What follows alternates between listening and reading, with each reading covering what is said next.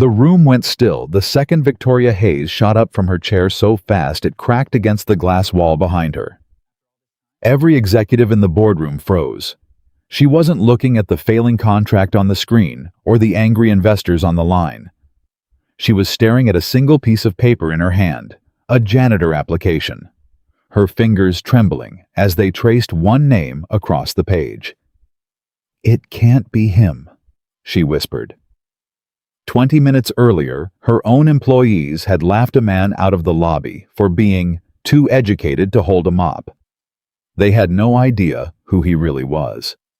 Before this story begins, comment the name of the city you're watching from below so I can see how far this story has traveled today. And if this is your first time here, hit subscribe because what happens next will change the way you look at every quiet, overlooked person who serves you in silence. The alarm went off at 4:45 a.m., and David Walker was already awake before it finished ringing. He sat on the edge of the bed for a moment, staring at the closet door across the room at the side that hadn't been touched in 3 years. Then he stood the way he stood every morning, like a man putting on armor instead of clothes, and walked down the hall to wake his daughter. "Emma, time to get up, sweetheart." She groaned and pulled the blanket over her head. He sat on the edge of her bed and gently tugged it down, just enough to see her eyes. "Big day for Daddy today," he said. "I need my favorite person in the world to be brave for me." Emma sat up, rubbing her face. "Is it the job interview?" "It is." "What kind of job?" David hesitated for half a second, the way he always did when the truth felt heavier than it should. "Cleaning. At a big company. They build robots." Emma's eyes lit up despite the early hour. "Robots like real ones." "Real ones." "That's so cool, Daddy. You should be an engineer there, not a janitor." He smiled, the kind of smile that didn't quite reach his eyes. "Sometimes you take whatever door is open, baby girl. Doesn't matter which one. Just matters that you walk through it." She studied him for a moment with the unsettling perceptiveness that 8-year-olds sometimes have. "Are you scared?" "A little. Me too. But you told me brave isn't about not being scared. It's about doing it anyway." David pulled her into a hug so she wouldn't see his face crack for just a second. "When did you get so smart?" "I had a good teacher." He dropped her off with Mrs. Alvarez 2 doors down, the retired school teacher who'd been a lifeline since Sarah passed and who never once let him pay her for watching Emma, no matter how many times he tried to slide a folded 20 into her hand. "Put your money toward that little girl's college fund," she always said. "I've got nothing better to do with my mornings than this." By 6:15, David Walker was standing in front of Hayes Robotics, a glass and steel campus that looked like it belonged in a future nobody had built yet. He smoothed down the front of his only good shirt, pressed the night before, with careful, deliberate strokes of the iron, the way his mother had taught him decades ago, and pulled open the heavy glass door. The young man at the front desk looked up, looked David over, and didn't bother hiding what he was thinking. "Help you. I'm here about the janitorial position. I have a 9 o'clock. The receptionist's eyes flicked from David's neatly combed hair to his worn but polished shoes, lingering just long enough to make the assessment uncomfortable. "Take a seat in the break room down the hall. Someone will call you." David nodded, said thank you, and walked the way he was told. The break room was full of other applicants, a teenager in headphones who hadn't looked up once, a young woman nervously rehearsing something under her breath, an older man with tired eyes who looked like he'd been turned away from a dozen places already. David took a seat near the window and folded his hands in his lap, the manila folder with his resume and references sitting neatly on his knee. 2 young engineers walked past the open doorway, badges swinging from their necks, coffee cups in hand, deep in conversation about a coding problem. One of them glanced into the break room, did a double take at David, and elbowed his friend. "Dude, check that guy out. Tucked-in shirt folder posture like he's interviewing for CFO." He laughed under his breath, not quite low enough. "Guy looks too educated to hold a mop," his friend snorted. "Maybe corporate's hiring philosophy majors to clean the bathrooms now." David didn't turn his head. He kept his eyes on the folder in his lap, his jaw tightening for half a second before he let it go, the way he'd taught himself to let 100 things go over the last 3 years. He'd buried a wife. He'd raised a daughter alone on a fraction of what they used to live on. Two strangers' laughter in a hallway wasn't going to be the thing that broke him. David Walker, a woman in business casual, stood in the doorway holding a clipboard. He stood immediately. "That's me. I'm Donna from HR. Come on back." The small interview room had a table, 2 chairs, and a window that looked out over the parking lot. Donna sat across from him, glanced at his application, then looked up with the practiced neutrality of someone who'd done this exact interview 400 times. "So, David, tell me a little about your work history. I see a pretty significant gap here, about 5 years. David folded his hands on the table. "My wife was diagnosed with cancer when our daughter was 3. I left my job to take care of her. After she passed, I stayed home to raise our daughter. She's 8 now." Donna's pen paused over the paper. For a second, the professional mask slipped just slightly into something more human. "I'm so sorry." "Thank you. And I see here you have some college coursework. Engineering." "I was in a fellowship program, yes. I didn't finish." "May I ask why?" David met her eyes evenly. "Same reason as the gap, Donna. My priorities changed and I don't regret it." She studied him a moment longer than the script called for, then made a note and offered a small, genuine smile. "Okay, I think that's everything I need. Someone from operations does a final check before we extend any offers. It's mostly a formality. We'll be in touch." "Thank you for your time." He stood, shook her hand, and stepped back out into the hallway, folder in hand, feeling the particular exhaustion of a man who had just spent 45 minutes explaining the worst years of his life to a stranger for a job that paid $14 an hour. He didn't get 5 steps before a voice cut across the hallway. "Walker, hold up." A tall man in a tailored suit approached, flipping through a folder with David's name on the tab. His badge read, "Nathan Brooks, Director of Operations." He had the look of a man who enjoyed being the smartest person in every room, whether or not it was true. "I like to personally review every hire that comes through this building," Nathan said, not looking up from the folder. "Keeps standards high, keeps the place running clean." He chuckled at his own joke. "No pun intended." David said nothing, waiting. Nathan flipped a page, scanning. "Says here you were in some kind of engineering fellowship. Says you nearly completed it." He looked up, eyebrows raised, something close to amusement on his face. "So what happened?" "Couldn't cut it. Failed out." "No," David said quietly. "I chose to leave. To clean toilets. To take care of my wife while she was dying, and then to raise our daughter. The cleaning job came after." Nathan's smirk faltered for half a second before he covered it with a short, dismissive laugh. "Look, I respect the family stuff, I do.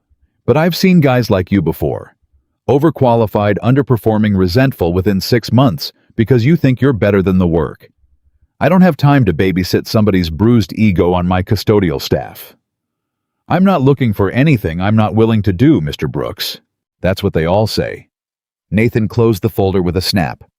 "I'll be honest with you, Walker. I don't think you're a fit for this position. HR will follow up, but I wouldn't hold your breath." David nodded once, the muscles in his face perfectly still, betraying nothing. "I appreciate you taking the time." He turned to walk toward the lobby. The rejection settling into his chest like a familiar weight, already calculating in his head how many more applications he'd need to fill out this week. How he'd explain to Emma that today wasn't the day after all. When a new voice stopped him cold.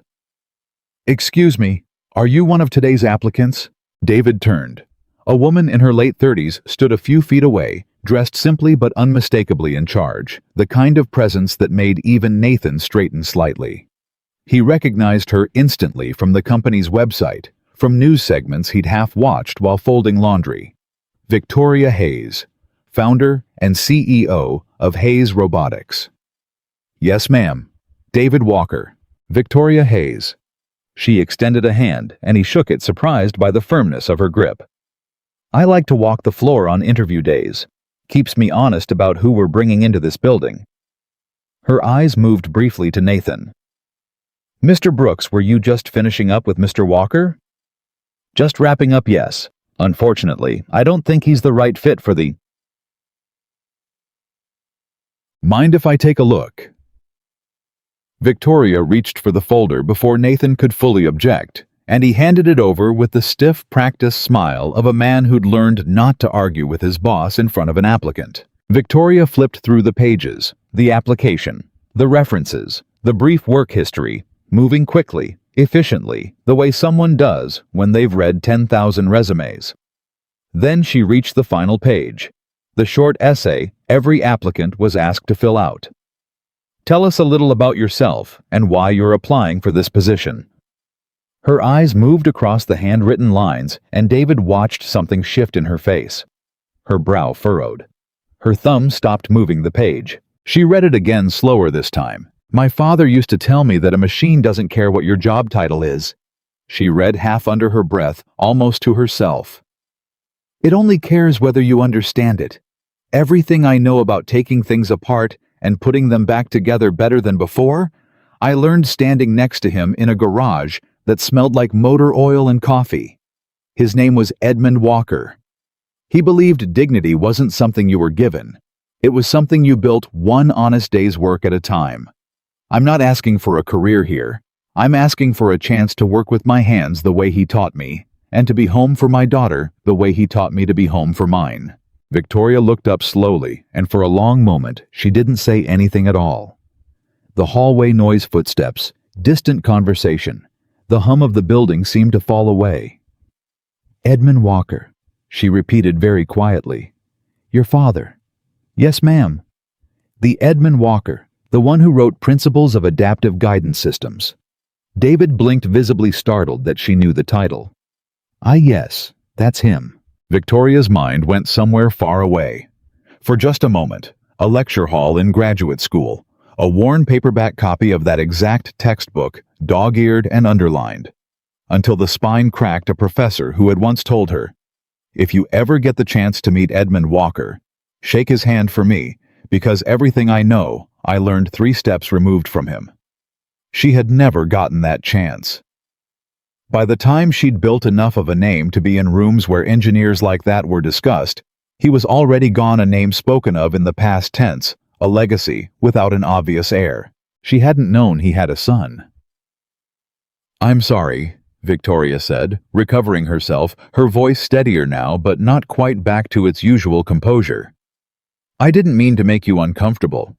It's just your father's work is part of the reason robotics looks the way it does today. The reason half the systems in this building exist at all. I never expected to be standing in a hallway talking to his son about a janitorial position. He never wanted credit for any of it, David said simply. He just wanted to build things that worked. Nathan, who had been standing silently through this entire exchange with growing impatience, finally spoke. With respect, Victoria, I don't think a sentimental essay changes the fact that we need reliable custodial staff, not Nathan. Victoria didn't raise her voice, but something in the single syllable made him stop immediately. She closed the folder gently, almost reverently, and looked at David with an expression he couldn't quite read, something between curiosity and quiet resolve. Mr. Walker, she said, welcome to Hayes Robotics. You start Monday. Nathan's mouth opened slightly, a protest forming, but Victoria was already walking away, the folder tucked under her arm, leaving both men standing in the hallway in stunned silence. David stood there for a long moment, almost afraid to believe it, his heart pounding in a way it hadn't in years.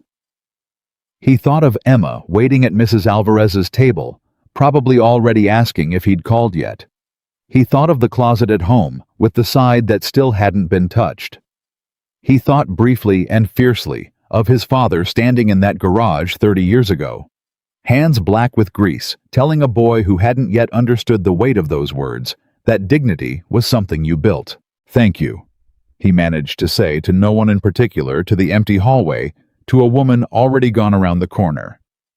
Thank you.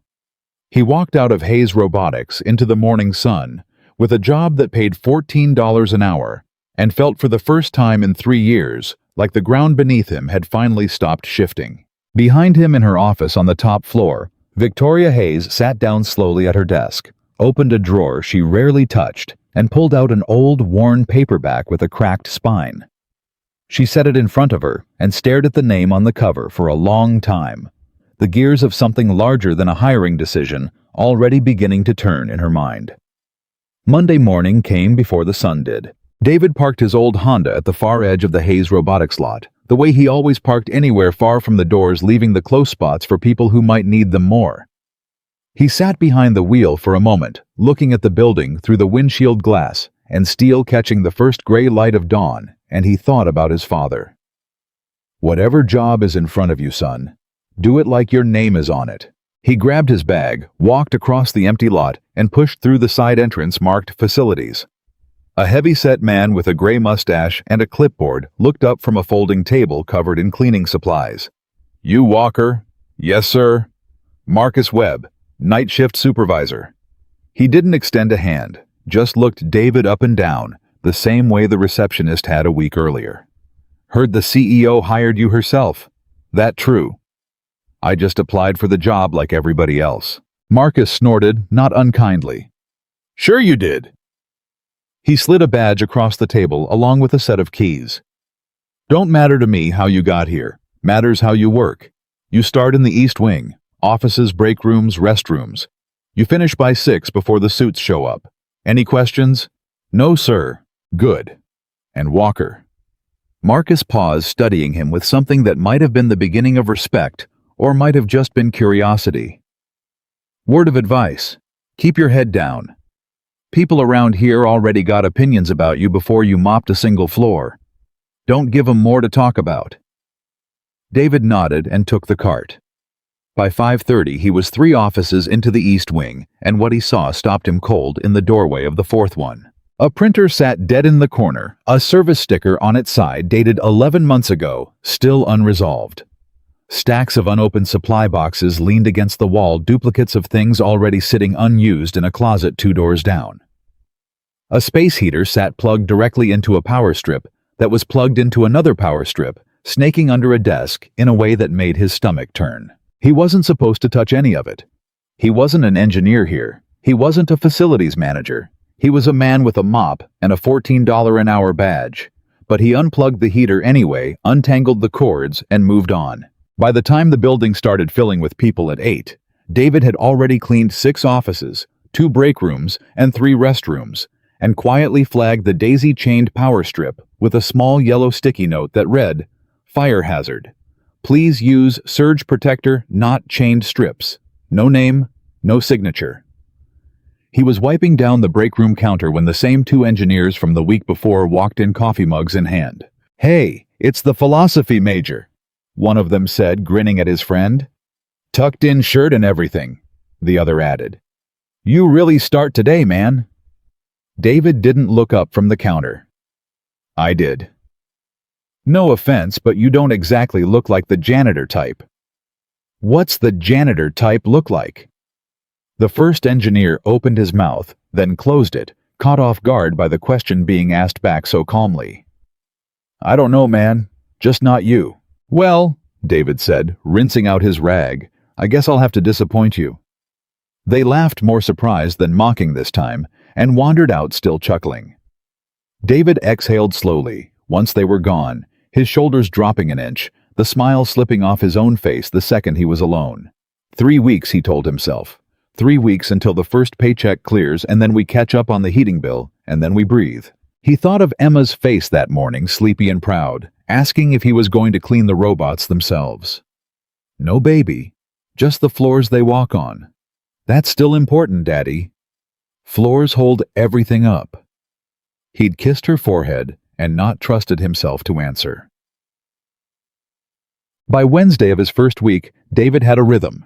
He learned which offices belonged to which engineers by the chaos of their desks, whose had handwritten equations taped to the monitor, whose had energy drink cans stacked into pyramids, whose had a photo of a dog where most people kept photos of children. He learned the building's quiet hours and its loud ones. He learned without anyone telling him which systems hummed the way they should and which ones didn't. It was in the server room just past 11 that he first heard a faint, irregular clicking sound beneath the steady hum of the cooling units. Most people would have walked past it. David stopped. He stood there a long moment, head tilted, listening the way his father used to listen to an engine before ever popping the hood. A machine talks to you before it breaks, son.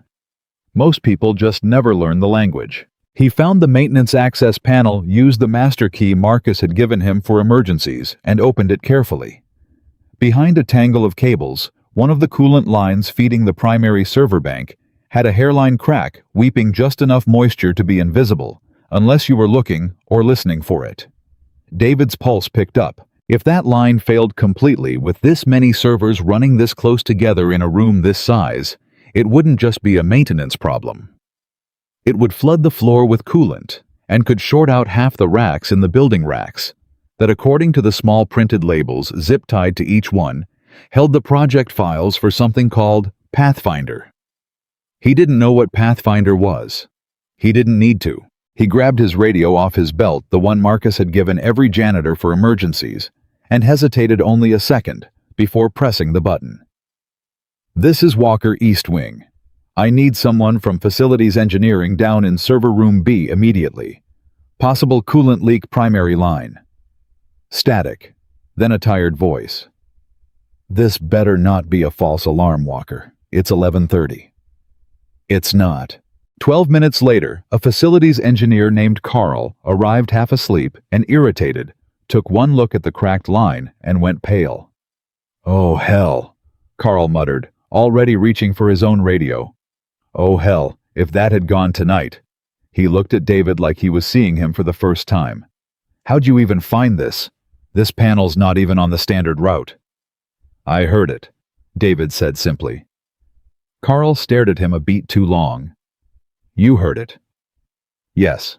Most guys can't hear a fire alarm 3 feet away over their headphones." He shook his head, already calling it in. "Whatever. Good catch, man. Seriously, that could have been a 6-figure mess." By the time David clocked out at 6 that morning, the leak had been patched, the room secured, and not one word of credit had reached anyone above Carl's pay grade. David didn't expect it to. He drove home, picked Emma up from Mrs. Alvarez's, made her pancakes with the last of the syrup, and didn't tell her a single thing about the night he'd just had. That was enough for him. It had to be. It wasn't enough for someone else, though. 3 floors up in an office with floor-to-ceiling windows overlooking the campus, Victoria Hayes sat with a printed incident log open on her desk, reading the same line over and over. 0237 hours. Coolant leak identified server room B primary line. Reported by D. Walker Facilities. Resolved by C. Munoz Engineering. She'd told her assistant to flag her on anything unusual involving the new hire quietly, without explanation, the kind of instruction that made people curious, but not curious enough to ask. This was the 3rd flag in 8 days. A daisy-chained power strip in the East Wing caught and corrected before anyone noticed. A mislabeled inventory shipment that would have cost the procurement team 2 days of confusion quietly resorted overnight. And now, a leak that could have taken out an entire server bank holding Pathfinder data found by a man with a mop at 11:30 at night by listening. Victoria leaned back in her chair and exhaled slowly. She thought about the worn paperback still sitting in her desk drawer. She thought about the essay David had written, the one about a garage that smelled like motor oil and coffee. She thought about the fact that in 8 days, this man had quietly prevented more expensive mistakes than some of her senior staff caught in 8 months. She picked up her phone and called her old graduate advisor, a man named Dr. Elias Frem. Now retired and living somewhere in Vermont, the same man who'd once told her to shake Edmund Walker's hand if she ever got the chance. "Victoria Hayes." The old man's voice crackled with genuine delight. "To what do I owe this honor?" "Dr. Frem, I need to ask you something, and I need you to be honest with me. When have I ever been anything else? What do you remember about Edmund Walker? Not the textbook. The man." There was a long pause on the line, long enough that Victoria thought the call had dropped. "Why are you asking me this, Victoria? His son just started working for me." Another pause, longer this time, and when Dr. Frem spoke again, his voice had changed. Gone careful, the way people get when they're about to say something they've held on to for a long time. Edmund Walker was the finest mind I ever stood in a room with, he said slowly. Better than me. Better than half the names on the patents people credit for modern adaptive robotics. He should have had a chair at MIT. He should have had his name on a dozen systems that companies like yours are still building on top of today. Should have. There was an incident, early 90s. A research consortium, 3 universities, a handful of private backers was developing what eventually became the foundation for adaptive guidance architecture. Walker was the lead. Did almost all the foundational mathematics himself, from what I understood. And then, right before publication, right before the patents were filed, Dr. Frem stopped. What happened? He walked away, just vanished from the project. Officially, it was listed as a mutual parting of ways due to creative differences. Unofficially, there were rumors for years. Some said he'd had a breakdown. Some said he'd been pushed out by a partner who wanted sole credit. Nobody really knew because Edmund Walker never spoke about it publicly, not once. He just disappeared from the field entirely and never came back. Victoria's grip tightened on the phone. And the consortium? What happened to the work? It got published, patented, built upon for 30 years by people who never once mentioned his name in the acknowledgments. Dr. Frem's voice had an edge to it now, old anger surfacing after decades buried. I always wondered what happened to that man. I always felt like the field owed him something it never paid. Victoria sat very still, staring out at the campus below, at the engineers walking between buildings, at the glass and steel that her own company had built on a foundation of decades of research that had to have come from somewhere, from someone. Dr. Frem, she said carefully, do you remember the name of the consortium or who led it after Edmund left? There was a pause. It was called the Praxis Adaptive Systems Group, he said, and the man who took over as lead after Walker's departure. He hesitated, and Victoria already knew somehow before he said it, the way you know the punchline of a joke a half-second before it lands. Was a young researcher named Richard Hayes. Victoria didn't breathe for a long moment. My father, she whispered. Victoria.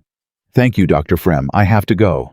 She hung up the phone with a trembling hand and sat alone in her office for a long time, the city lights starting to flicker on outside her window, the weight of 30 years of unasked questions settling over her like a stone. David didn't know any of this. He simply kept showing up, kept doing the work.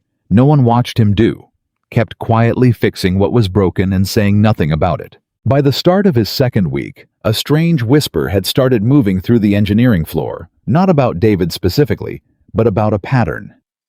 A jammed conveyor in the prototype lab that had been stuck for 2 days was suddenly running smooth on Tuesday morning. A misfiled batch of sensor components, which an entire team had spent an afternoon searching for, turned up perfectly organized in the correct bin with a small handwritten label correcting the bin's outdated tag. Okay, who's the ghost? Joked a young engineer named Priya Anand, holding up the relabeled bin in a team meeting. Somebody's been fixing stuff overnight and not telling anybody.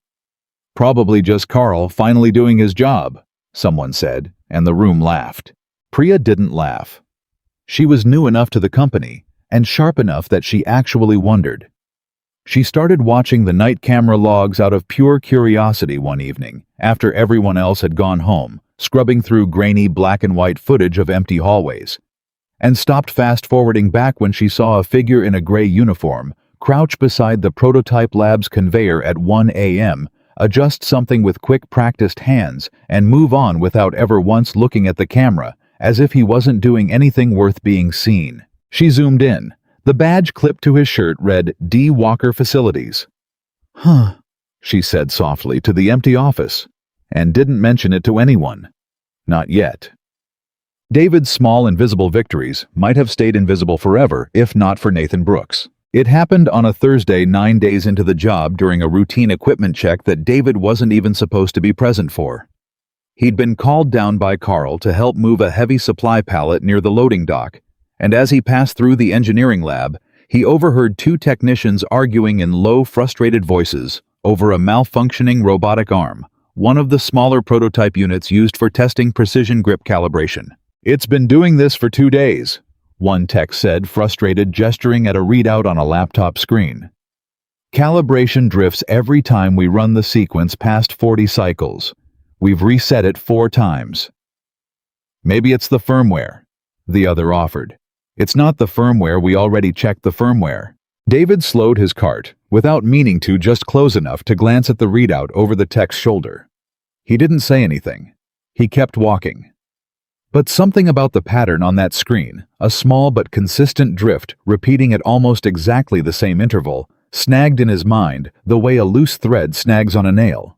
And it bothered him the rest of the day, the way unsolved things always had. Ever since he was a boy, standing in a garage watching his father stare at an engine with the same expression David probably wore right now. That night after his shift officially ended, David didn't go straight to his car. He stood outside the lab for a long moment, telling himself to walk away. "Not your job, not your business. You clean floors, David, that's the deal. Don't give them more to talk about." But he thought about the drift pattern, about the interval, about a half-formed idea pulling at the edges of his mind. And before he could talk himself out of it, he badged into the lab facility's staff had access to most rooms for cleaning purposes, and walked over to the laptop still connected to the prototype arm. He didn't touch the firmware. He didn't touch the code. He simply ran the diagnostic sequence the techs had already run, watching the readout with the same patience his father had taught him decades ago, and noticed something the techs had missed entirely. The drift wasn't electronic at all. It was mechanical. A single bearing in the arm's third joint, worn down just enough to create a microscopic wobble that the sensors compensated for cycle after cycle until the compensation itself threw off the calibration. It took him 11 minutes to find a replacement bearing in the parts cabinet, 20 more to carefully disassemble the joint, swap the part, and reassemble it exactly the way he'd watched his father do 100 times on engines that cost a fraction of what this single robotic arm was worth. He ran the test sequence one more time, watched the readout hold steady past 40 cycles, past 60, past 80, and felt something in his chest loosen for the first time in days. He left a small note on the laptop keyboard. Bearing in joint 3 was worn, replaced with spare from cabinet B. Drift should be resolved. DW. Then he went home. What he didn't know, what he had no way of knowing, was that the prototype arm belonged to a project under Nathan Brooks's direct oversight, and that the techs, terrified of being blamed for 2 days of lost progress, had already reported the issue up the chain as unresolved, and possibly requiring a full hardware replacement, costing nearly $80,000. Nathan walked into the lab the next morning to deliver that exact figure to the board, only to find the arm running flawlessly, the techs staring at the screen in stunned confusion, and a small handwritten note still sitting on the keyboard. "What the hell is this?" Nathan said, snatching up the note. "Who fixed this?" We don't know," one of the techs stammered. "It was working fine when we came in this morning. There's just this note."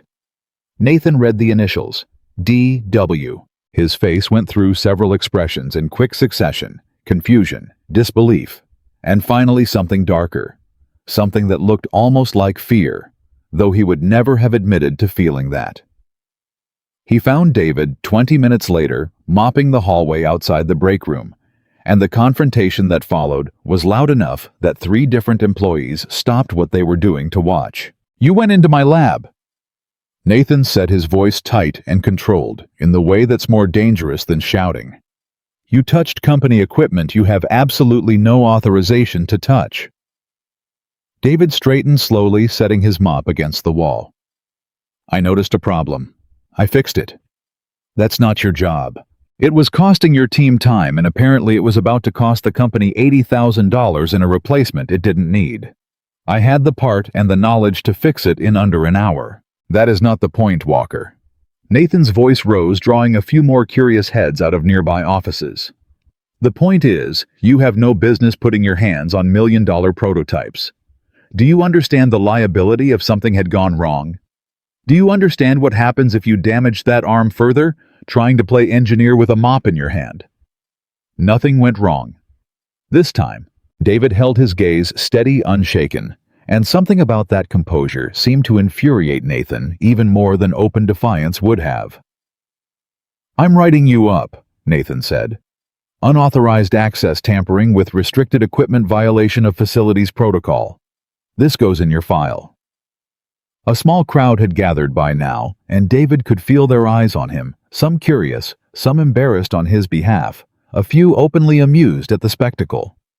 He kept his voice level. "I understand," David said. "It won't happen again." "Damn right it won't." Nathan turned on his heel and stalked off the folder under his arm, already drafting in his head exactly how he'd phrase this for the personnel file, and exactly how satisfying it would feel to have something concrete finally to hold against the man the CEO had personally hired off the street. What Nathan didn't account for was Priya Anand standing at the edge of that small crowd, watching the entire exchange, with her arms crossed, already pulling up the security footage, in her mind, from the night before, already starting to put pieces together that nobody else in that hallway was even looking at. That night, David sat at his kitchen table, long after Emma had gone to bed, staring at a stack of bills he'd organized by due date, the way he did every Thursday, doing the quiet arithmetic of survival. The write-up wouldn't help. A write-up could mean no raise, no advancement, maybe even grounds for termination if Nathan decided to push it. He thought about Emma's growing shoe size, about the dentist appointment he kept putting off for himself, about the careful constant math of being the only person standing between his daughter and the bottom falling out. He thought too about the bearing in that joint, the satisfaction of finding the exact problem everyone else had missed, the small private thrill of his hands remembering skills he hadn't used in 5 years. For one evening, for 1 hour in that lab, he hadn't been a janitor. He'd been his father's son. He didn't regret it. He just wished it hadn't cost him anything. His phone buzzed on the table. An unknown number.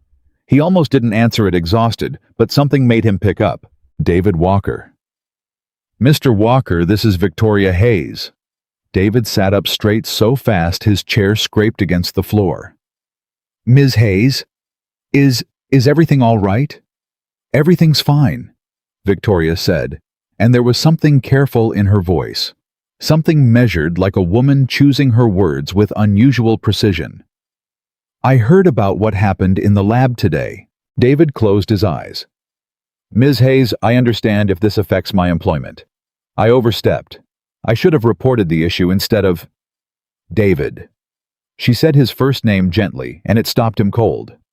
"You saved this company $80,000 with a spare bearing and 40 minutes of your own time on your own clock without asking for a single ounce of credit. That's not overstepping. That's exactly the kind of person I want in this building." David sat in stunned silence, the phone pressed hard against his ear. "I'm not calling to discipline you," Victoria continued. "I'm calling because I think it's time you and I had a longer conversation. Not tonight, but soon. There are some things about your father's work, and some things about my own father's work, that I think you deserve to know." David's chest tightened, an old careful instinct rising in him. The instinct of a man who had learned the hard way that good news rarely arrived without a complication attached. "Ms. Hayes, with respect, what does my father have to do with any of this?" There was a pause on the line, long enough that David could hear her breathing, weighing something. "More than either of us realized until about 6 hours ago," Victoria said quietly. "Get some rest, David. We'll talk soon. And don't worry about Nathan's write-up. I'll handle it." She hung up before he could ask another question, leaving him sitting alone in his kitchen at midnight, staring at a stack of unpaid bills, his heart pounding with a strange, unfamiliar mixture of hope and dread he hadn't let himself feel in years. The write-up disappeared from his file by Monday morning, though no one ever told David exactly how.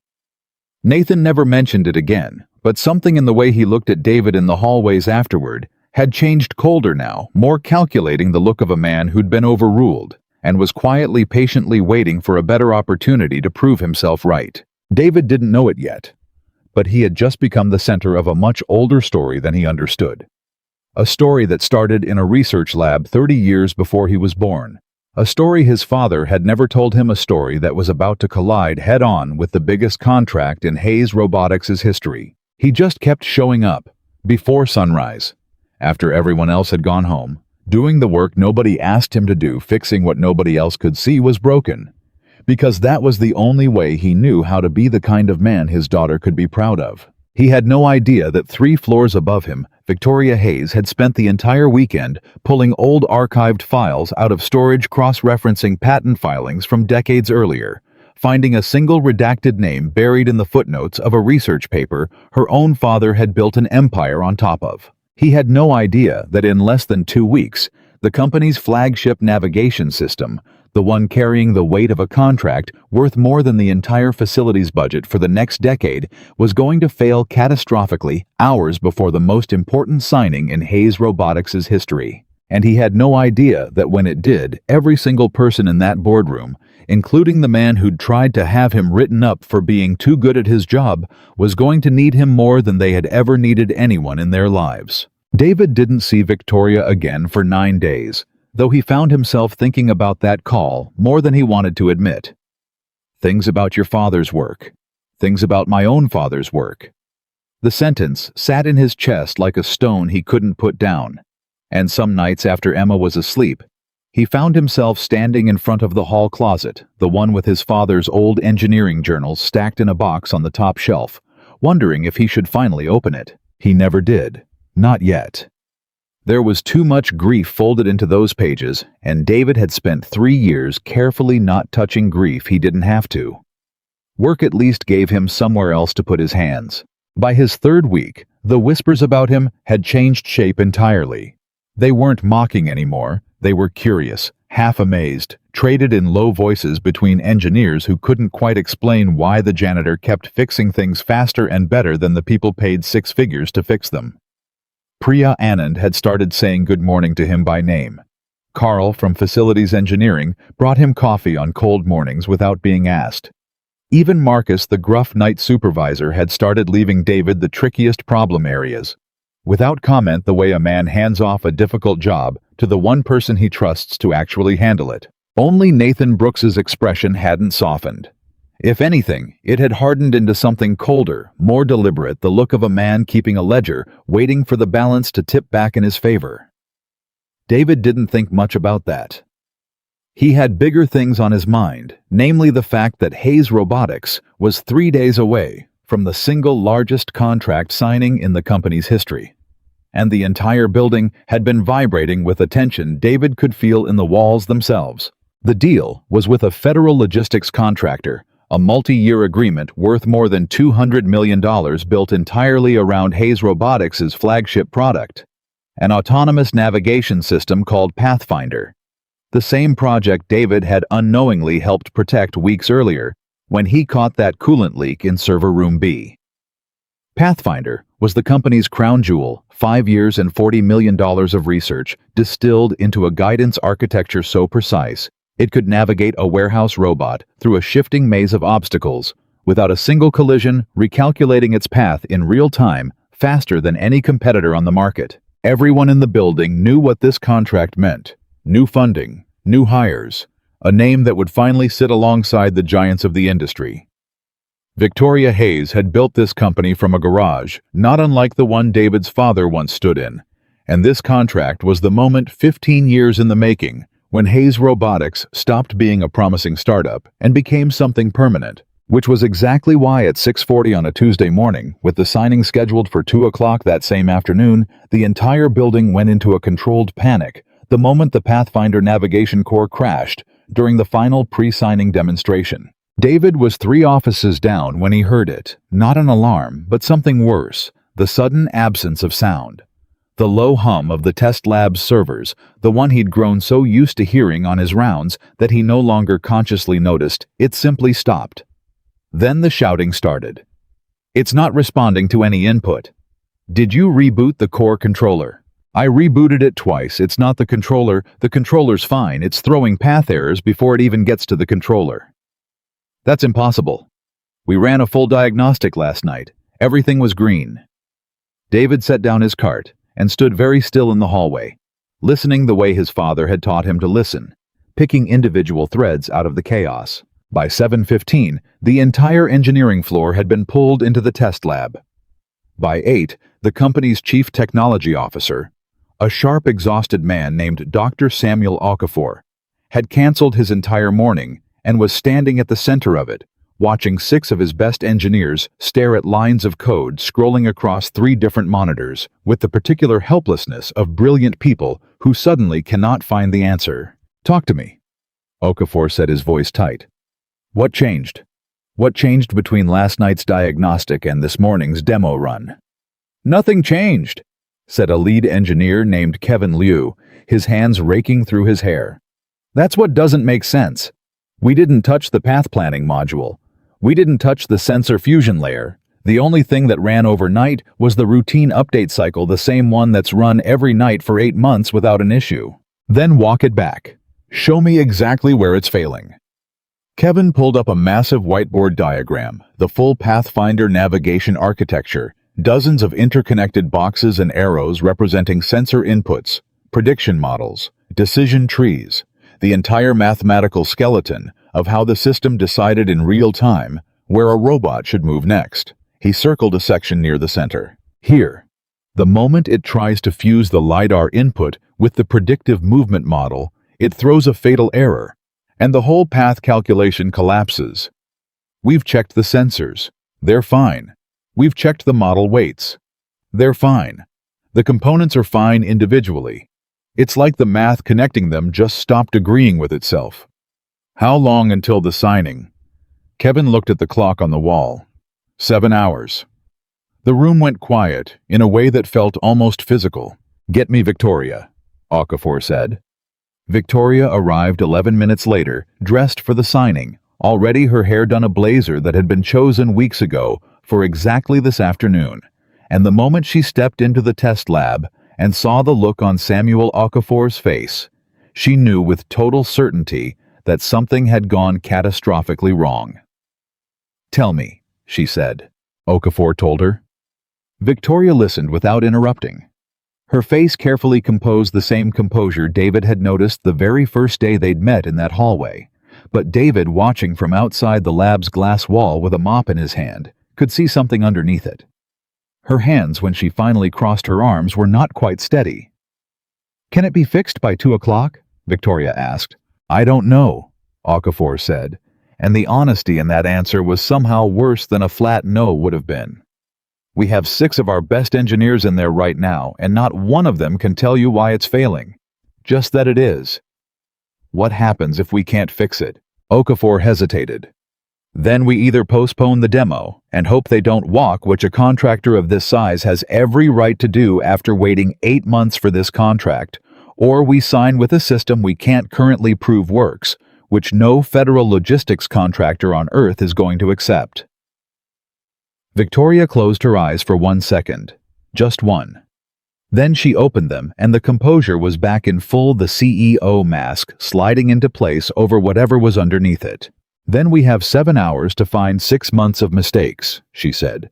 "Get everyone who's ever touched Pathfinder code into that room. I don't care if they're on vacation. I don't care if they're asleep. Get them here." The next 4 hours were the longest David had ever spent inside that building. He kept working. He had no reason not to. No role in any of it. Nothing to offer a room full of people with doctorates wrestling with equations he had no official right to understand. But he found himself drawn again and again toward the test lab's glass wall. He told himself it was curiosity. He told himself it was none of his business. He told himself a dozen things over those 4 hours, and none of them stopped him from finding excuses to mop the same stretch of hallway outside that lab 3 separate times. By 11, the room inside looked like a battlefield. Coffee cups everywhere. Whiteboards covered edge to edge in equations, half of them crossed out arrows connecting boxes to other boxes in increasingly frantic, increasingly desperate configurations. Kevin Liu had his head in his hands. A junior engineer named Tasha was on the verge of tears, having spent 2 hours chasing a theory that turned out to be a dead end. Even Okafor, normally unshakable, had loosened his tie and was pacing in tight, anxious circles. And Nathan Brooks, who had no technical role in any of this, who was director of operations not engineering, stood near the back of the room with his arms crossed, watching the unraveling with an expression David couldn't quite place from outside the glass. Not panic. Something closer to dread.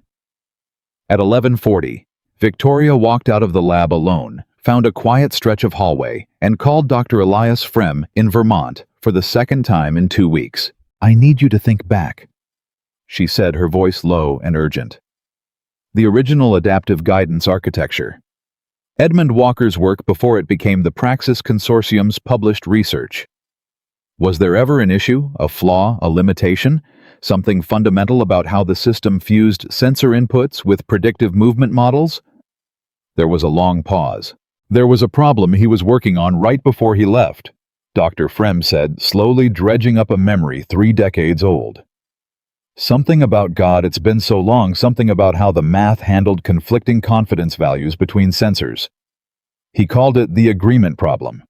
If 2 sensors disagreed about an object's position with high confidence simultaneously, instead of one of the formal published models, his approach used something different.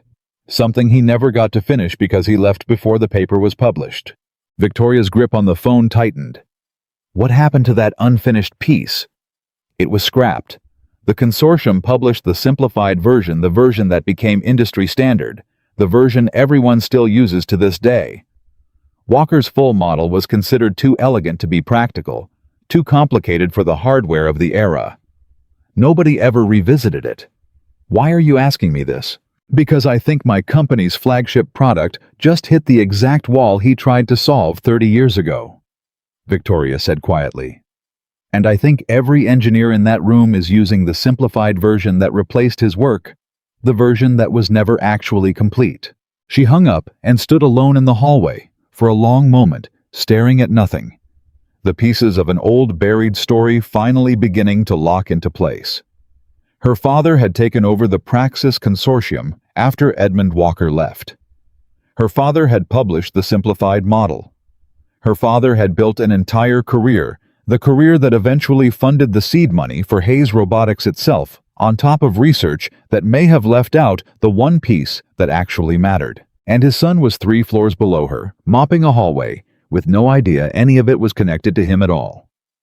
At 12:30, with 90 minutes until the signing, and absolutely no breakthrough, Victoria made the only decision she could.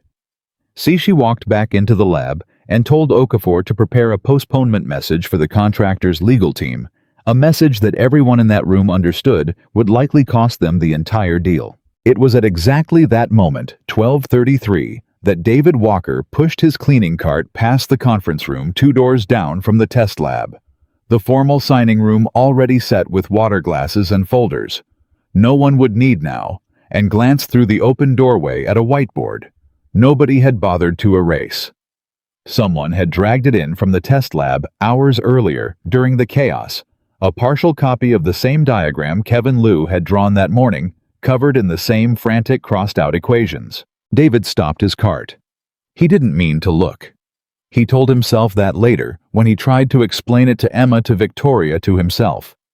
He simply glanced the way you glance at anything in your path, and something on that board snagged in his mind exactly the way the drift pattern on that robotic arm had snagged weeks earlier. Except this time, the feeling was sharper, immediate, almost physical, like hearing a familiar voice in a crowded room. He stepped into the doorway just 1 step and looked closer. The equation governing how the system weighted conflicting sensor data, the one circled 3 times in red marker, the one Kevin Liu had spent 4 hours staring at, was almost identical to something David had seen before. Not in this building. Not in any classroom. He had seen it, or something achingly close to it, scrawled in pencil in the margins of his father's old engineering journals, the ones still sitting untouched in a box on his closet shelf. His heart began to pound. He set down his rag. He stood in that doorway for nearly a full minute, completely still, his mind racing backward through 20 years to a garage that smelled like motor oil and coffee. To a man with grease-stained hands explaining something to a boy who hadn't understood it then, but understood with sudden electric clarity exactly what he was looking at now. The room was using a model that assumed two sensors in conflict should be averaged by a fixed weighting formula. David's father's notes, fragments of them, half-finished, scrawled in margins. David had read 100 times, without fully grasping, had argued the opposite. That a fixed weight was the flaw itself. That the system needed to weight conflicting sensors dynamically, based on environmental context, recalculating which sensor to trust, more depending on conditions, instead of trusting them by a fixed ratio, no matter what. It wasn't in any textbook. It wasn't in the published praxis research. It was an idea his father had abandoned unfinished decades ago, and it was, David realized with a jolt that nearly stopped his breath, almost certainly the missing piece standing between this room and disaster. He didn't know any of the history behind it. He didn't know about praxis, or Richard Hayes, or the agreement problem Dr. Frem had described to Victoria 20 minutes earlier in a hallway 3 floors above him. All David knew in that moment was that he was looking at a wall, and somewhere in his memory, his father was standing beside him, pointing at exactly the door that led around it. He stepped further into the room where Kevin, Liu, Tasha, and 2 other engineers sat slumped in exhausted defeat around the table. Papers scattered everywhere. The postponement message already half-drafted on a laptop screen. "Excuse me?" David said quietly. 3 heads turned. Kevin looked up first. His eyes red-rimmed with exhaustion, and for a half-second his expression flickered with the same automatic dismissal David had grown used to over the past 3 weeks. The janitor, not now, before something in David's face stopped him from saying it out loud. "I'm sorry to interrupt." David continued, his voice steady, despite the pounding in his chest. "I couldn't help but notice the equation on the board, the one you circled. May I ask you something about it?" Tasha let out a short, disbelieving laugh, more exhausted than cruel. "Buddy, I really don't think this is the time." "Tasha," Kevin said slowly, still looking at David, something shifting behind his eyes. "Wait." He set down his pen. "What did you want to ask?" David walked closer to the whiteboard, his hands trembling slightly, the way they always trembled when he was about to do something that mattered. "This formula. It weights the 2 conflicting sensor inputs using a fixed ratio, correct 60-40, based on historical reliability." Kevin blinked. Yeah, that's the standard model. That's how every adaptive guidance system since the 90s has handled sensor disagreement. What if the ratio isn't supposed to be fixed? The room went very still. "What do you mean?" Kevin asked carefully. David picked up a marker, his hand still trembling, his heart hammering so hard he was sure they could hear it, and with the room's stunned permission hanging silently in the air, he stepped up to the whiteboard. "May I?" he said, gesturing to a blank corner. Kevin glanced at Tasha, at the 2 other engineers at the closed door, and then back at David, and something in his exhaustion blurred judgment told him against every professional instinct he had to say yes. "Go ahead." David uncapped the marker and began to write slowly at first, then faster, the numbers and symbols flowing out of him in a way that felt less like remembering and more like translating. Pulling something out of a part of his mind he hadn't opened in 15 years. Dusting it off, finding it somehow still intact. "If you let the weighting shift dynamically," David said as he wrote, "based on environmental confidence variables. Light conditions, surface, reflectivity, movement, velocity, instead of a fixed historical ratio. The system stops trying to average 2 answers that disagree. It starts asking which sensor should be trusted right now in this specific moment, given everything else it already knows about the environment. The fixed model assumes the past predicts the present. This doesn't. It lets the present speak for itself." The room was utterly silent except for the soft squeak of the marker. He finished the equation, stepped back and looked at it, 6 lines of mathematics covering a corner of a whiteboard that 30 seconds ago had been blank. For a long moment nobody said anything at all. Then Kevin Liu stood up so fast his chair scraped backward and nearly toppled. He walked to the board, his eyes scanning the equation, line by line. His lips moving slightly as he worked through it. His exhausted face slowly transforming into something else entirely. disbelief, then dawning recognition, then something close to awe. "Oh my God," he whispered. "What?" Tasha said, standing crowding closer to the board.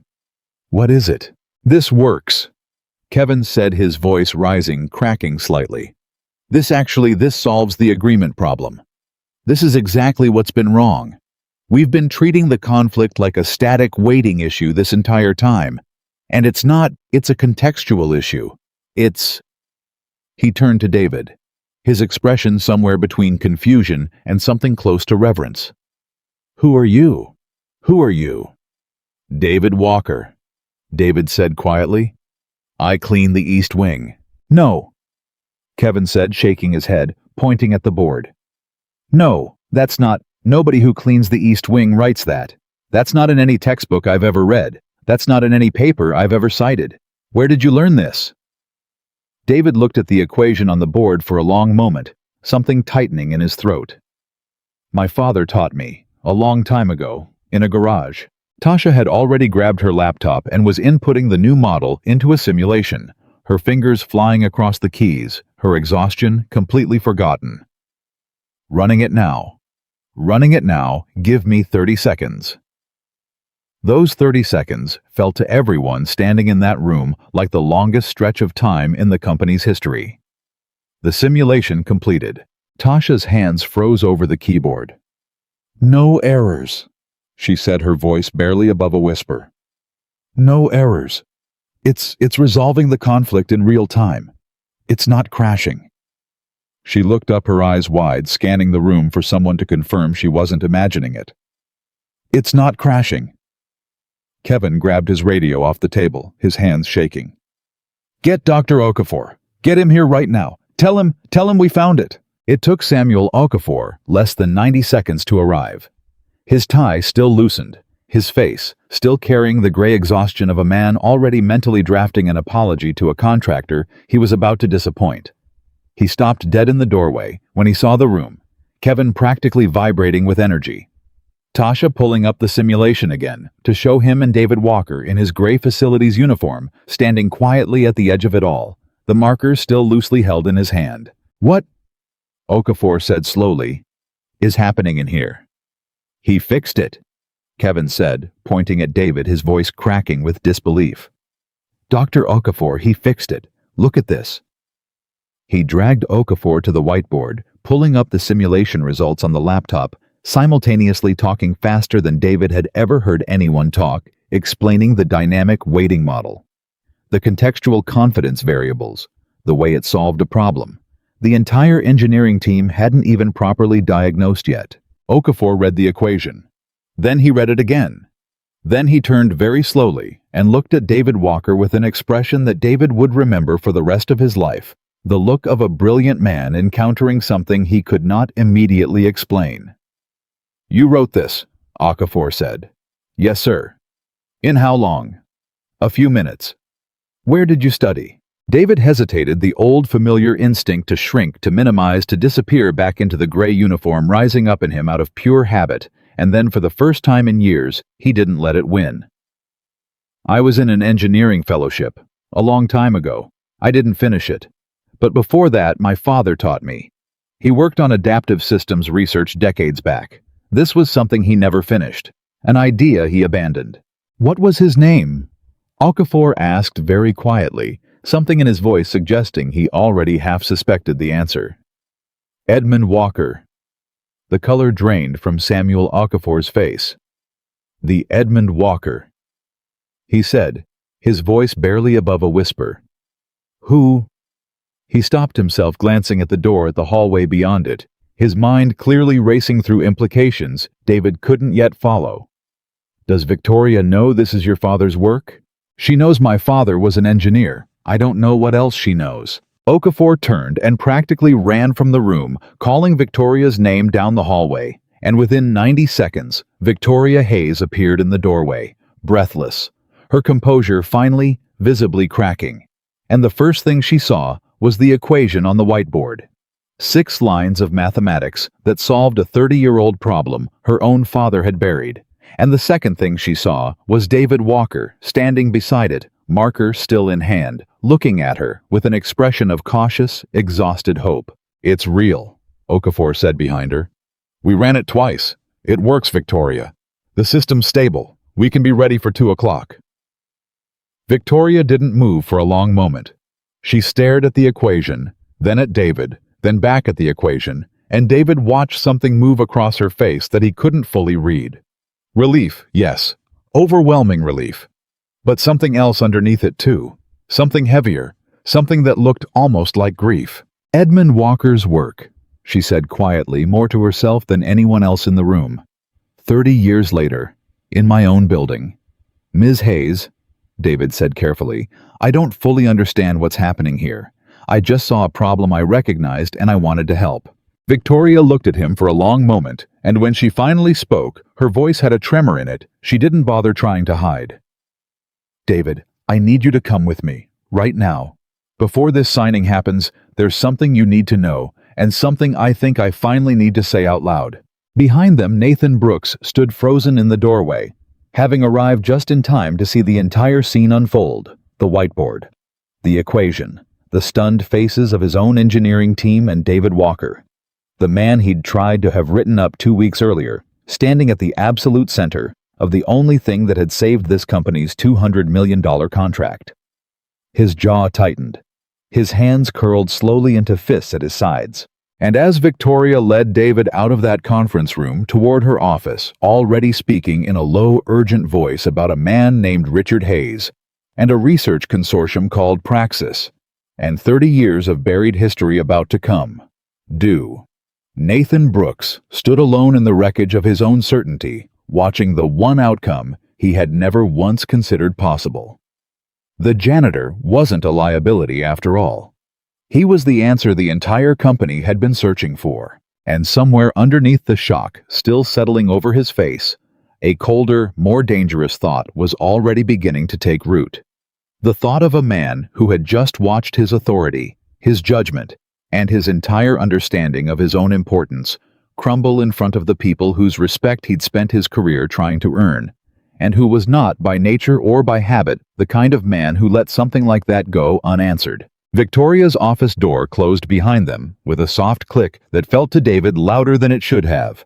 She gestured to the chair across from her desk, and for a moment neither of them sat. She simply stood there staring at him, her composure cracking in slow, visible pieces. "David," she said finally, "I need to tell you something, and I need you to understand I didn't know any of this until 4 days ago." "Okay," he said carefully, lowering himself into the chair.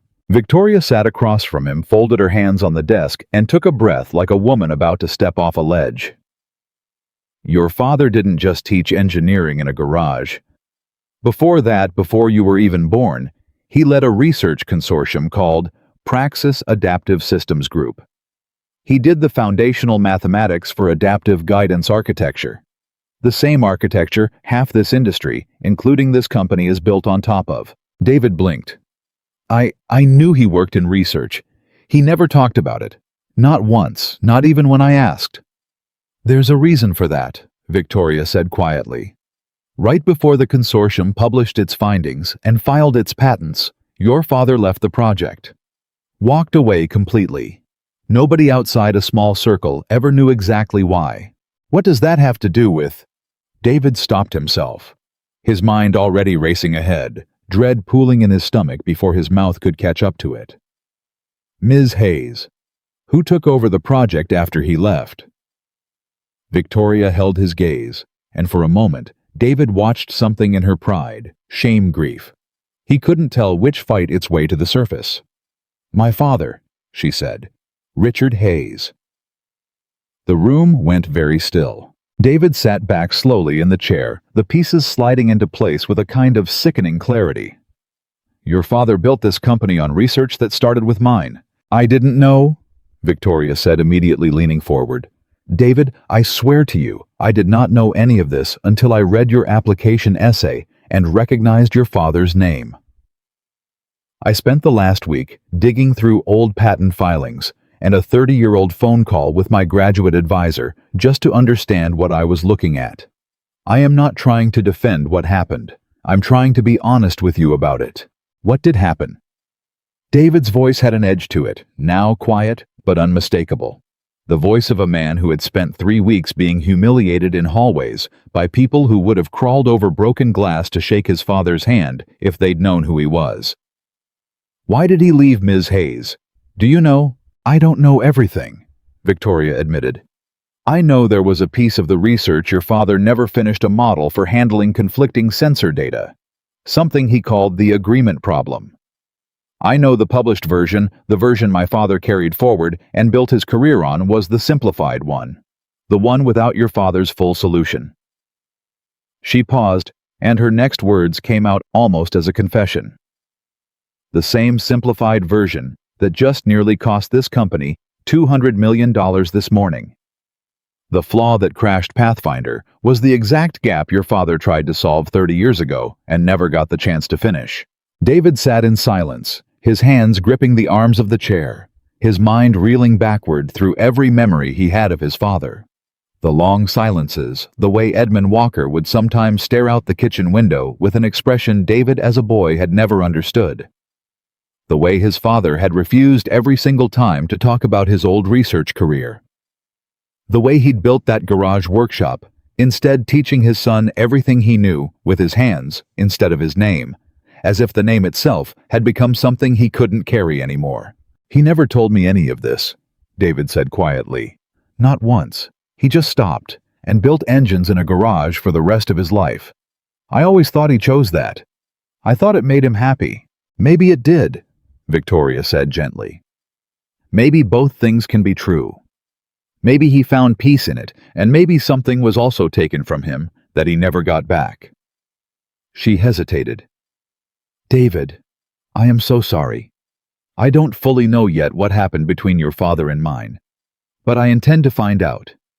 And whatever I find, I want you to know what you did this morning in that conference room with an idea your father never got to finish that wasn't an accident. That was 30 years coming home."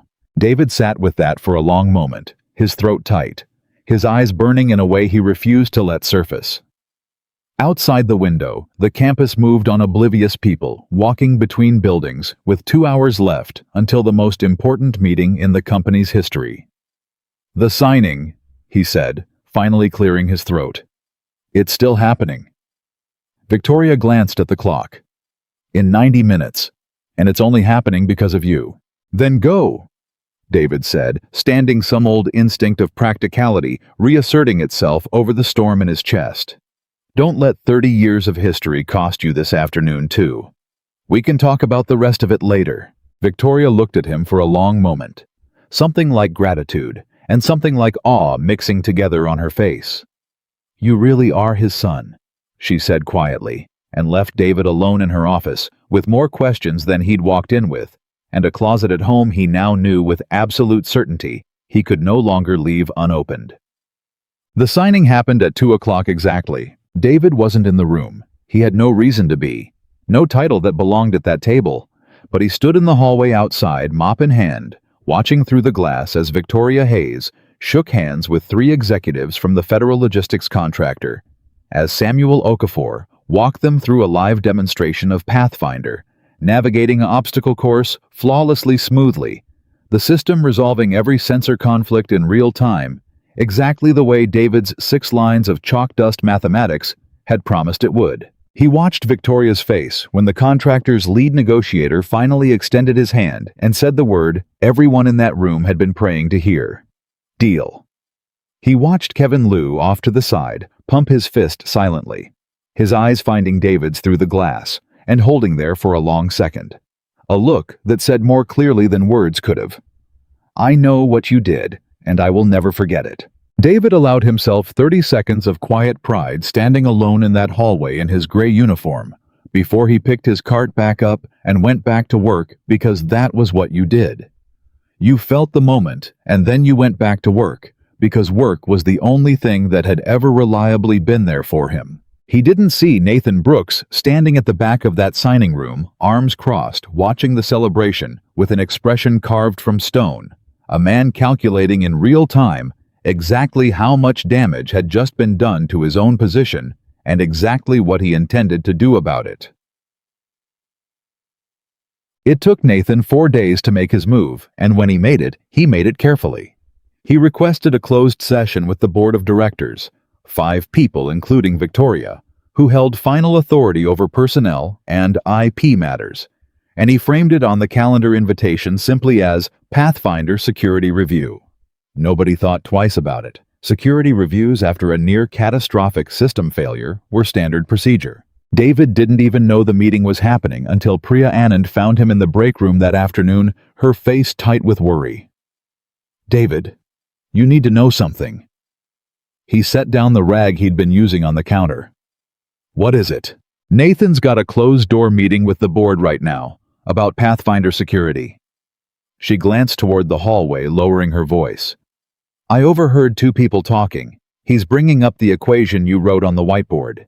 He's framing it as David. He's framing it as an unauthorized intellectual property concern." David's stomach dropped. "What does that mean?" "It means he's telling the board that a facilities employee with no signed engineering contract, no IP assignment agreement, walked into a closed lab and contributed proprietary mathematics to the company's flagship product mathematics that legally might not even belong to the company because you never signed anything, giving Hayes Robotics rights to your personal knowledge." Priya's voice shook slightly. "He's saying it's a liability.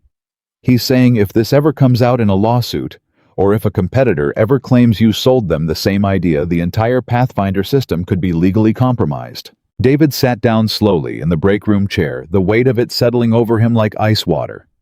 "He's using the thing that saved the company to destroy me." "I think that's exactly what he's doing," Priya said quietly.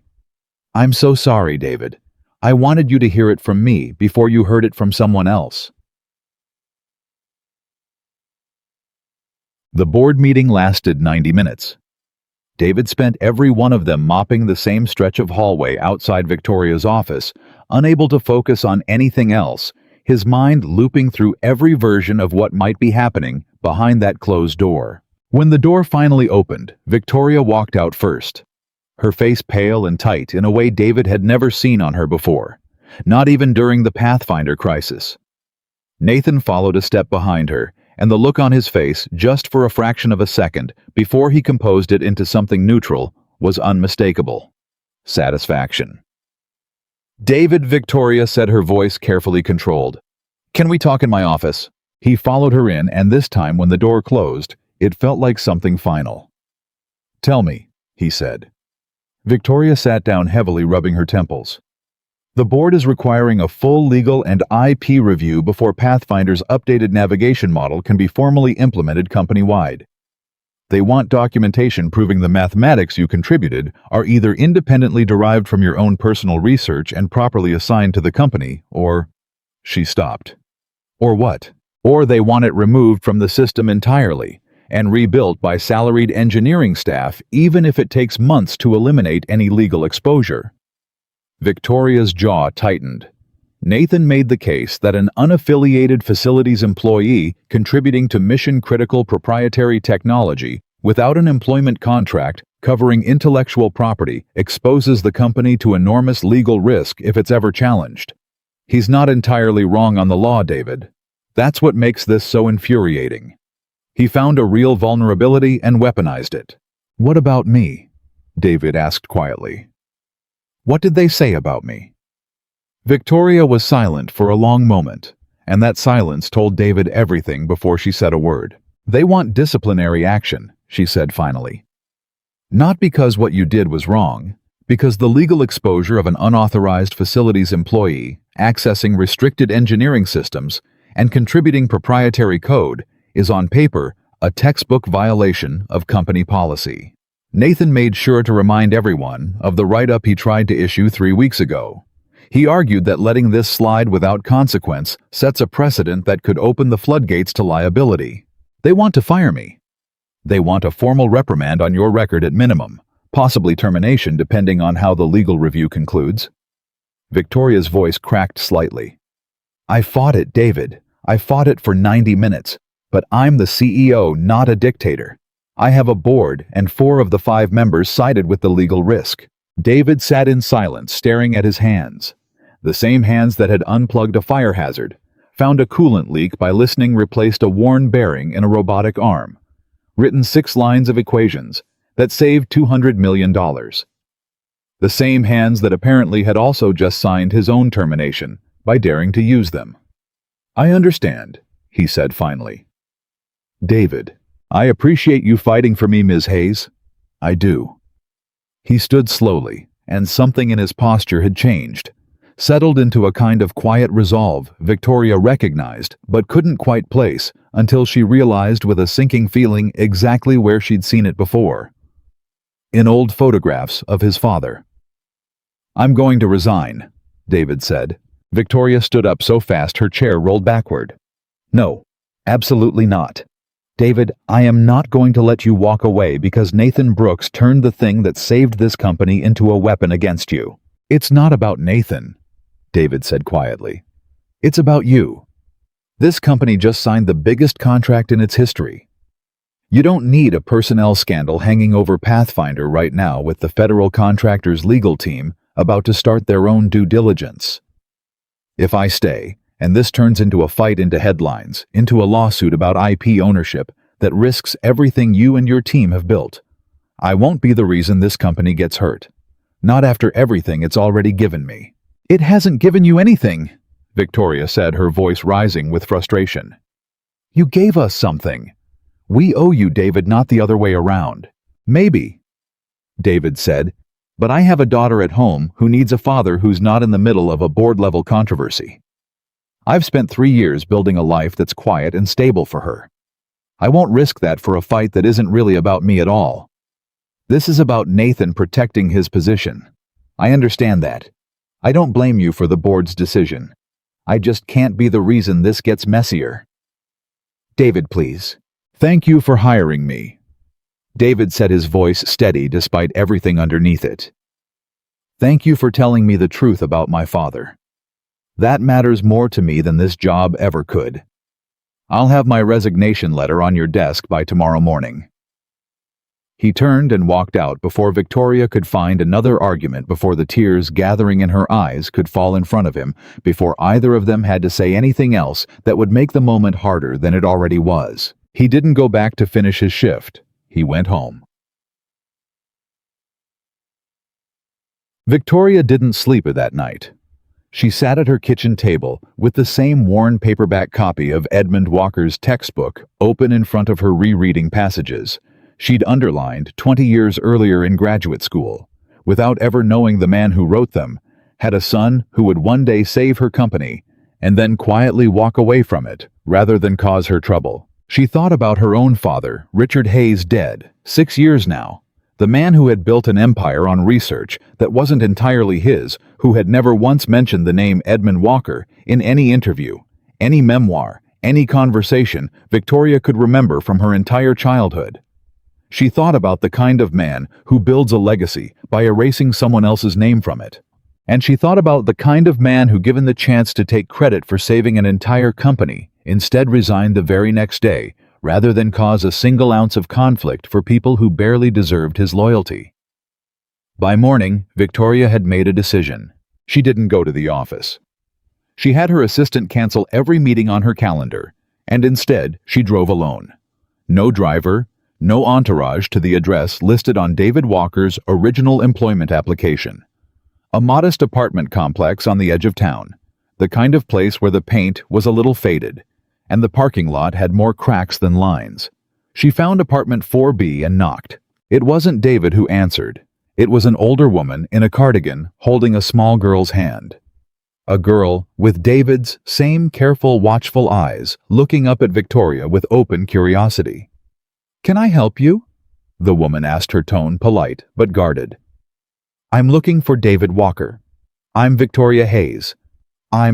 She hesitated. "I was his employer." The woman's expression shifted, something complicated moving across her face. "I'm Carol Alvarez. I watch Emma some mornings." She glanced down at the little girl.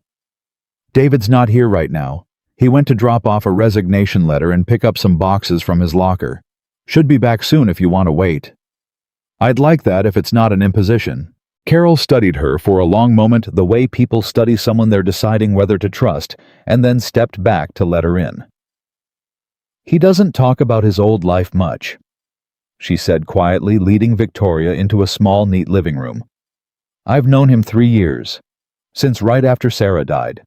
He's never once complained, not in front of Emma, not in front of me, but I see what carrying all this does to him. Victoria's eyes moved across the apartment, small, spotless. The furniture clearly second-hand, but cared for a child's drawings taped to the refrigerator, a single framed photograph on a shelf of a young couple laughing on a beach, the kind of photograph that gets looked at every day and never quite stops hurting. Ms. Hayes, Carol said carefully, can I ask you something? Of course. Did something happen at that job David came home yesterday and didn't say a word over dinner? Emma asked him 3 times if he was okay, and he just kept saying he was tired. I haven't seen him like that since right after the funeral. Victoria felt something tighten painfully in her chest. Something happened, yes, and I'm trying to fix it. But Carol, I'd like to understand more about him, about what he's been carrying. He's never told me, and I don't think he would even if I asked directly. Carol was quiet for a long moment, weighing something, and then she walked to a small bookshelf in the corner, pulled out a worn cardboard box, and set it gently on the coffee table. He doesn't know I have this, she admitted. He let me hold on to some things during the worst of it when Sarah was in the hospital those last few months, when he couldn't keep track of anything, when he was barely sleeping. I was supposed to give it back, and I kept meaning to, and somehow 3 years went by. She opened the lid. I think maybe it's time he gets it back. And I think maybe you should see it first, so you understand exactly who you've been working with. Inside the box were notebooks, a dozen of them worn and soft at the edges, filled cover to cover with David's handwriting. Victoria opened the first one carefully, and her breath caught. Page after page of engineering notes, sketches of guidance systems, half-finished equations in the margins, some of them eerily, unmistakably echoing the same mathematical language she'd watched him write on that whiteboard 4 days earlier. Dated entries spanning years, some from before his wife's diagnosis. Ideas for systems that Victoria realized with a chill were years ahead of anything the industry had actually developed since. And then, abruptly, the entries changed. She turned a page and found tucked into the spiral binding a folded letter in David's handwriting, dated the week his wife passed away. Victoria looked up at Carol silently, asking permission. Carol nodded. Victoria unfolded it carefully, her hands trembling slightly, and read, Sarah, I don't know if you'll ever read this, but I need to write it down somewhere because if I don't, I think it might disappear, and I never want to forget what this year taught me. I gave up the fellowship the day the doctor said the word terminal. I didn't tell you that part because you would have argued with me, and I needed you to spend your strength on fighting, not on guilt. I want you to know I have never once regretted it, not for a single day. Every equation I ever wanted to solve, every system I ever wanted to build, none of it ever mattered more than sitting beside your hospital bed holding your hand while you slept. I used to think my purpose was finding answers nobody else could find. I was wrong. My purpose was you, and now it's Emma, and I will spend whatever's left of my life making sure she never doubts for 1 second how loved she is. Whatever I had to give up to make that true was never a sacrifice. It was the easiest decision I ever made. Victoria set the letter down, her vision blurring, her hand pressed against her mouth. There's more, Carol said softly, sliding another notebook across the table. After Sarah passed, he went quiet for almost a year. Then he started writing again. Different now, not equations anymore, just thoughts.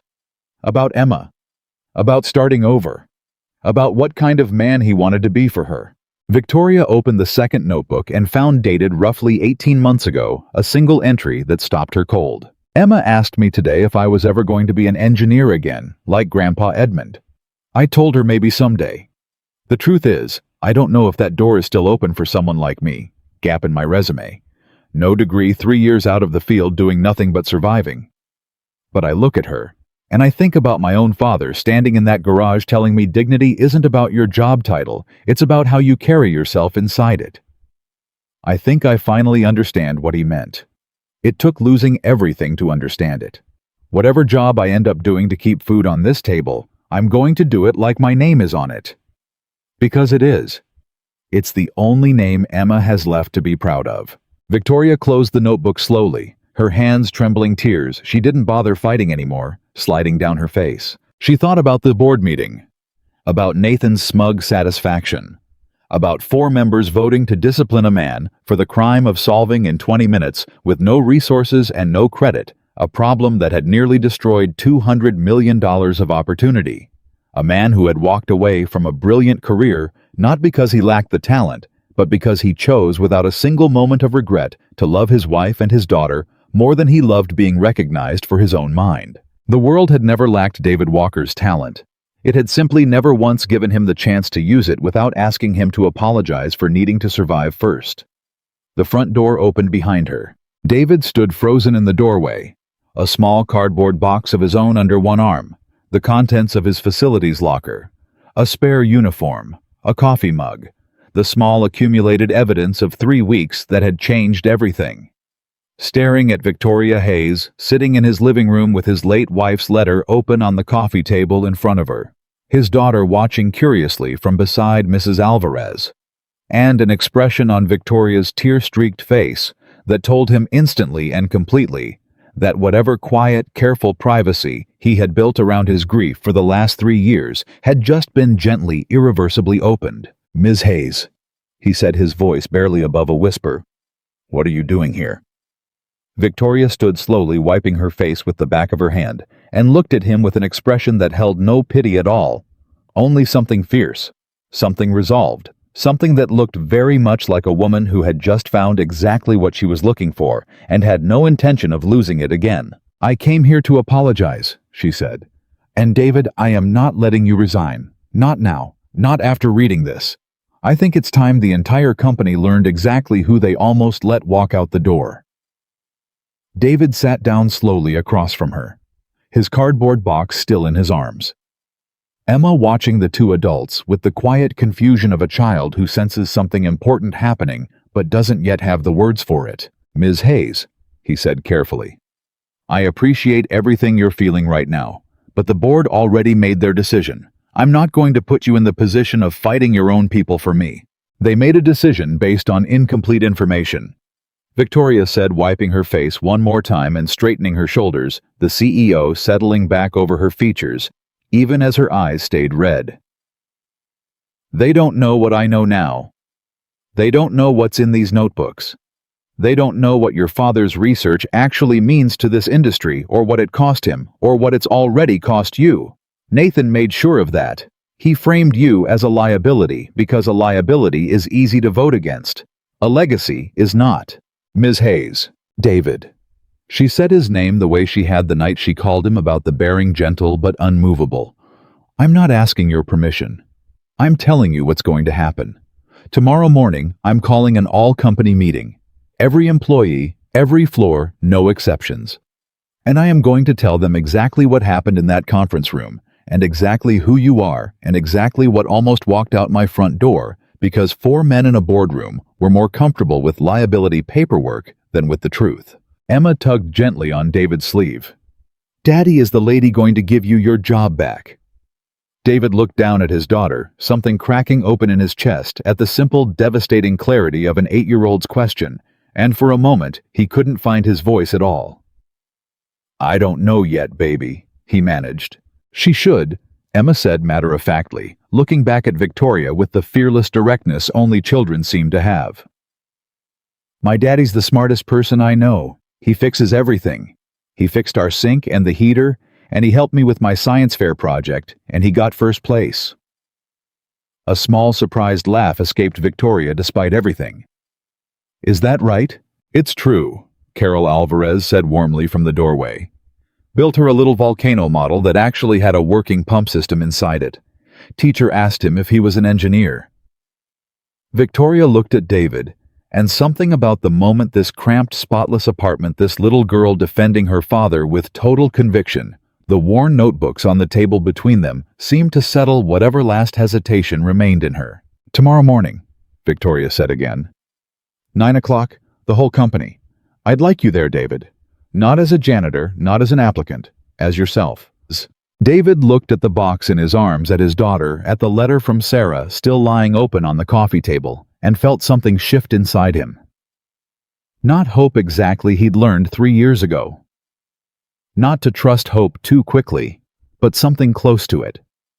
Something that had been buried under grief and exhaustion, and the relentless arithmetic of survival for so long, he'd almost forgotten what it felt like. "Okay," he said quietly. "I'll be there." The all-company meeting was scheduled in the largest space Hayes Robotics had, the central atrium, glass-walled 3 stories of open air where employees normally just pass through on their way somewhere else. By 8:45 the next morning it was packed wall to wall. Engineers, facilities staff, administrative teams, even people who'd driven in on their day off because the email Victoria's assistant sent the night before had simply read mandatory all hands. 9 a.m. sharp. This one matters. David stood near the back in a borrowed blazer Carol had insisted he wear over his own shirt. Emma's small hand wrapped tightly in his. Victoria had asked him to bring her, had said simply she should see this, and David hadn't had the heart to argue. Nathan Brooks stood near the front with the other directors, arms crossed, his expression carefully, neutral, though David could see the tension in his jaw even from 50 feet away. Nathan had no idea why this meeting had been called. Nobody did. That uncertainty hung over the room like static. At 9 o'clock exactly, Victoria walked to the small platform set up at the center of the atrium, and the room quieted almost instantly, the particular hush of several hundred people sensing all at once that something significant was about to happen. "Thank you all for being here," Victoria began, her voice carrying clearly across the open space. "I know this is unusual. I know most of you have work waiting on your desks. I promise you what I have to say is worth the time." She paused, scanning the crowd, and David watched her eyes find him near the back before she continued. 3.5 weeks ago, this company hired a man for our lowest-paying position, a janitor. Some of you laughed about it. Her gaze moved deliberately across the room, and several people shifted uncomfortably, suddenly very interested in their shoes. Some of you made comments about how he looked too educated to hold a mop, about what kind of person ends up cleaning floors at a robotics company. I want to be honest with you. I understand the instinct. We live in a world that teaches us to measure people by their job title before we ever bother learning their name. She let that sit for a moment. 3 days ago, this company's flagship product, the system this entire $200 million contract, was built around, crashed completely hours before the most important signing in our history. Some of our most brilliant engineers worked for 6 straight hours and could not find the problem. We were minutes away from losing the deal. A murmur rippled through the crowd. Most of them had heard fragments of this story already secondhand, distorted by 3 days of hallway gossip. "The problem was solved," Victoria continued, "in less than 20 minutes by a man with a mop in his hand who walked past a whiteboard, recognized a flaw nobody else in this building could see, and wrote 6 lines of mathematics that saved this company's future." She paused. "That man is David Walker. The same man some of you mocked in our lobby on his very first day for looking too educated to hold a mop." Every head in the room began turning, searching, until they found him standing near the back. Emma's small hand still in his face carefully composed, despite the heat rising in his cheeks. "What most of you don't know," Victoria said, her voice tightening slightly, "is where that mathematics came from. It wasn't luck. It wasn't a fluke. David Walker is the son of Edmund Walker, one of the original architects of adaptive guidance technology, a man whose foundational research 30 years ago built the platform this entire industry still stands on today." She took a breath. "A platform that was built in part by my own father." The room had gone completely silent now. "My father led the consortium that published the simplified version of Edmund Walker's research after Edmund Walker left the project. I learned 3 days ago that Edmund Walker left because of an unfinished piece of his own work, a piece my father's team never solved, never credited, and quietly abandoned. The exact piece that nearly cost us this company's future on Tuesday. The exact piece David Walker solved on a whiteboard from memory using mathematics his father taught him in a garage 30 years ago. Victoria's voice cracked slightly, and she didn't try to hide it. I'm not telling you this because I want credit for honesty after the fact.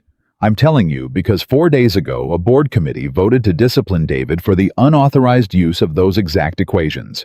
Because legally on paper, an unaffiliated facilities employee accessing a restricted lab and contributing proprietary code was framed as a liability. She looked directly at Nathan now, and the room followed her gaze. Director Brooks made that case persuasively. He wasn't wrong about the legal exposure, but he was wrong about everything else. And rather than fight that decision and put this company through a public conflict, David did what he has apparently done his entire adult life. He chose to protect the people around him instead of himself. He submitted his resignation. A gasp moved through pockets of the crowd.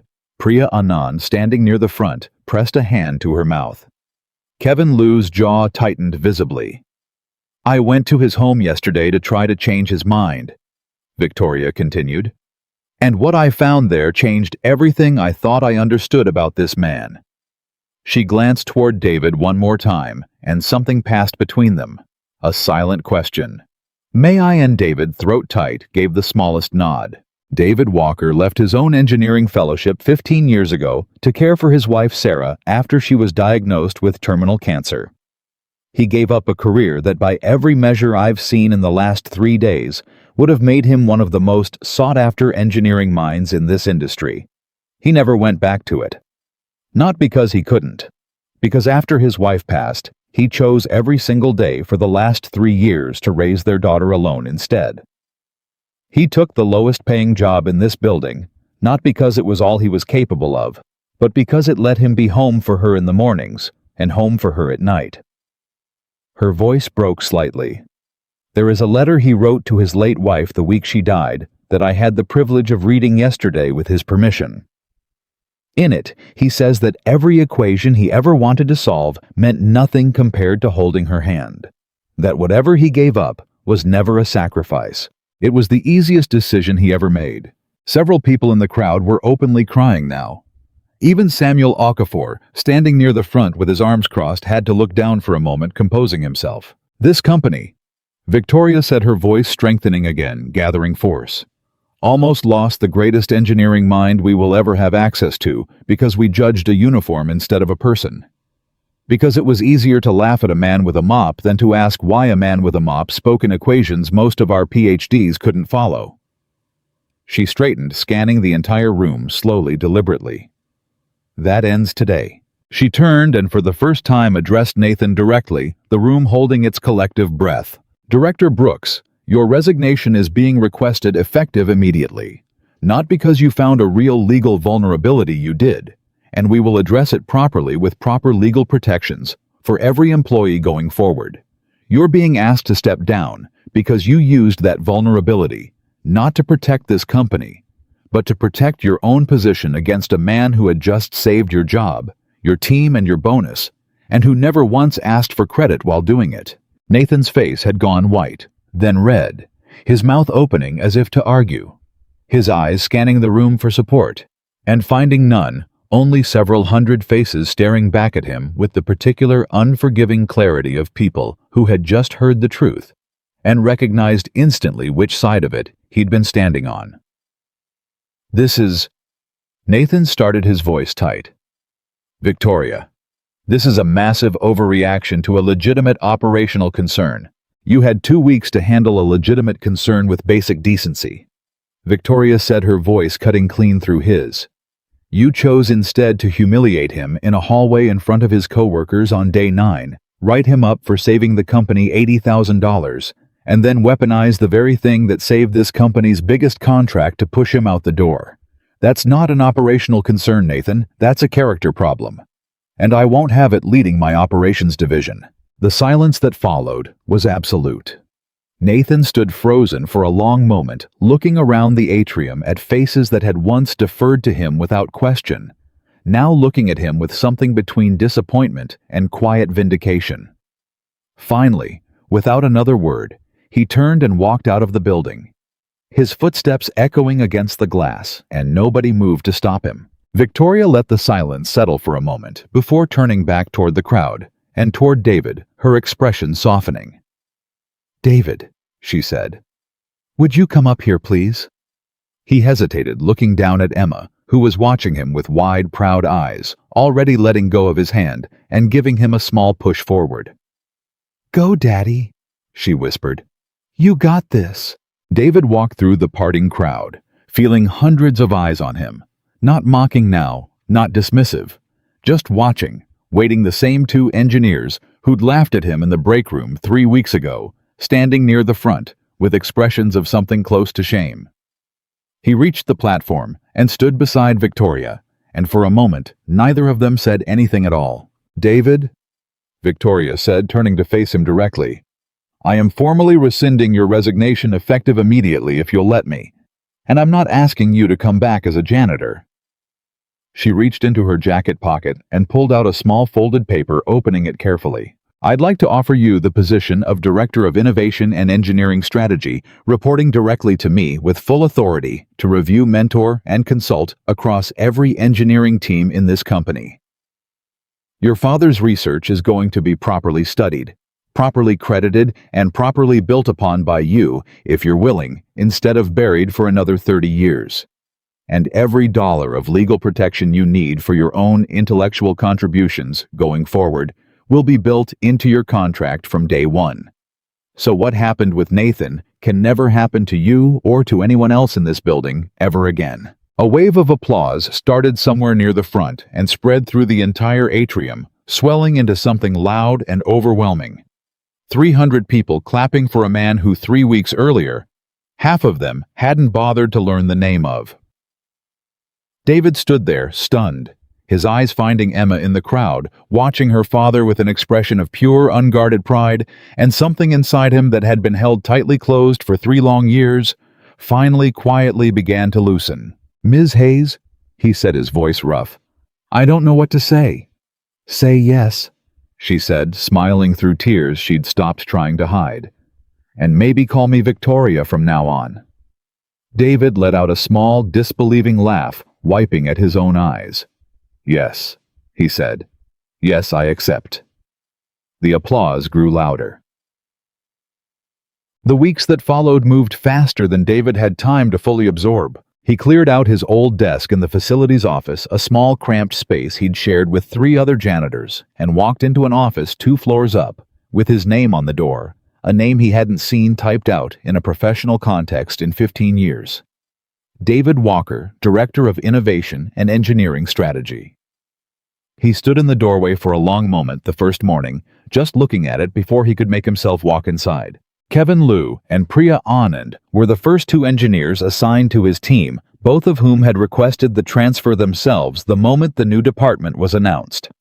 Within a month, David had quietly transformed half the engineering floor's workflow, not by issuing directives, but by walking the floor the same way he always had, noticing the small inefficiencies nobody else saw, except now, instead of fixing them silently at midnight. With a mop in his hand, he stood at a whiteboard in broad daylight, surrounded by engineers who actually listened. He kept the night shifts light on purpose for the first few months, leaving early enough to pick Emma up himself most days, because the new title hadn't changed the thing that mattered most to him, and he had no intention of letting it. Victoria, for her part, spent the following weeks doing something far more complicated than rebuilding an org chart. She commissioned an independent review of Praxis Adaptive Systems Group's original research, and within 2 months, the findings became public.